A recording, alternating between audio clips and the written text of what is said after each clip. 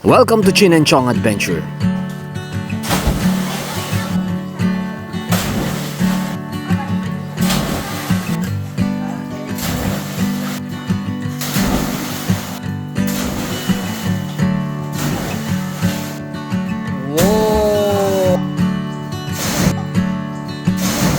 Oh, ikaw na siya. Solo mo, dali. Oh, tumalog din. Oo, di ba? Good morning mga kapatid. Sa episode natin ngayon ay pupunta tayo kung saan merong mga nagagandahang corals na hindi naman kalayuan. At yan nga ang Siete Pecados ng Sitio Makinit. At ito rin pala ang lugar kung saan lumaki at nagkaisip si Chin. At ayan nga si Papa Romy na papa ni Chin, si Mama Tel, at si Mama Bibe at si Papa Steve na magulang ko naman. Sarap. Hindi makatiis. Ang kulit din talaga ni Mama eh. May pinagmanahan talaga ako.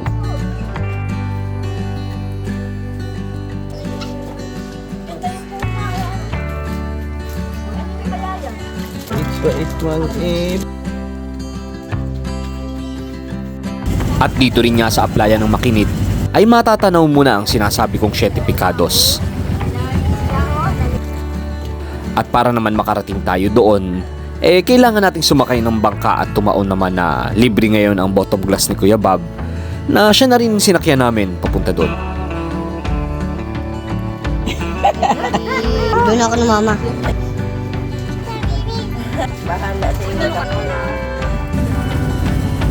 Ang bottom glass boat pala ni Kuya Bob ay bangkang turistahan na kayang maglaman ng 10 katao na disenyong nilagyan ito ng salamin sa gitna para matanaw mo ang ganda ng iba't ibang hugis ng mga corals at iba't ibang uri ng mga isda na naninirahan mismo sa Siete Pecados.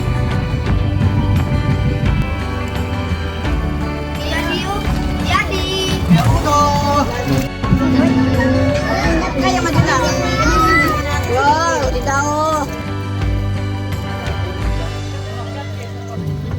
Ay, dalas.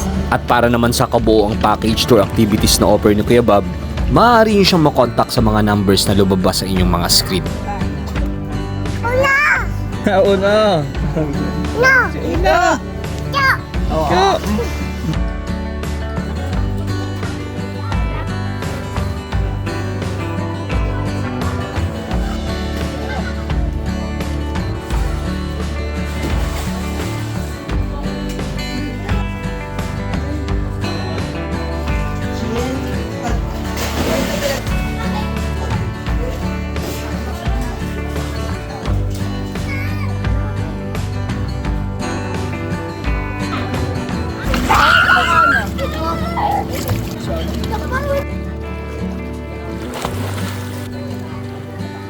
Simple lang naman ang aking kahilingan para sa aking mga anak. At yun nga ay masulit nila ang buhay na puno ng pagmamahal at matutunan nila ang makontento sa kung ano lang pinagkaloob at naririyan.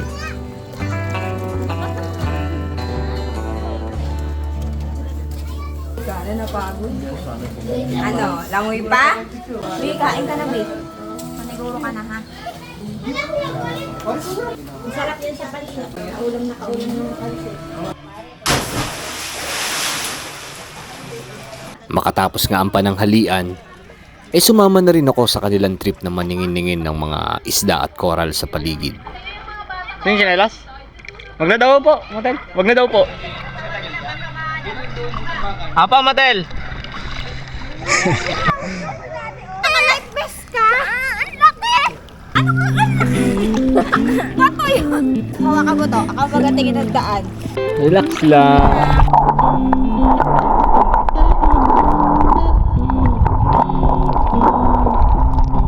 You want to go fish?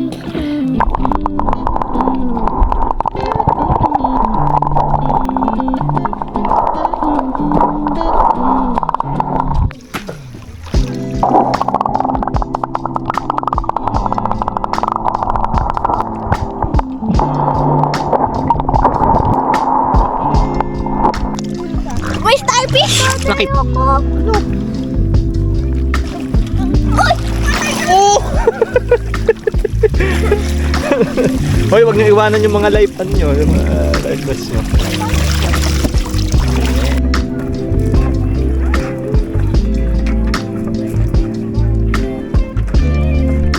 Nagiyak ka? Nagiyak ka? Mag-iyak. Malo ka minang maglungoy, no? Maturo ka. Mag-iyak naman. Ikaw na naman din. Iyak ako? Ako nag-iyak. Tingnan ko, abag-tot na ako. Natakot ako. Ganun ka na lang para safe. Yun, natapos ang maghapon, napuno kami ng ngiti sa aming mga labi. Mga masasayang alaala na magkakasama kaming pamilya.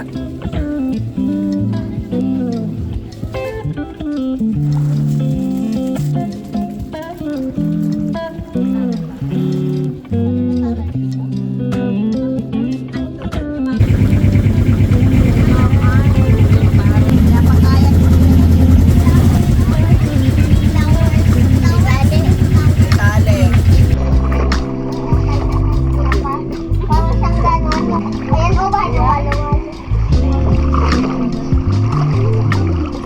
Malalim yan. Mas naglalim. Hindi mo siya pinapakayan. Kasi kuya mo yung nagsama. Tingnan malapit. Yes, up.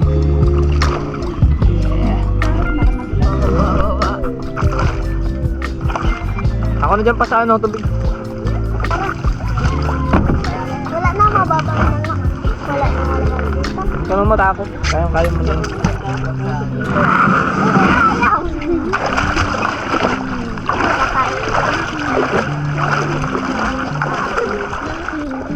Wala, lakas pa rin. Parang ka lang. Ang dahil na nilakad natin.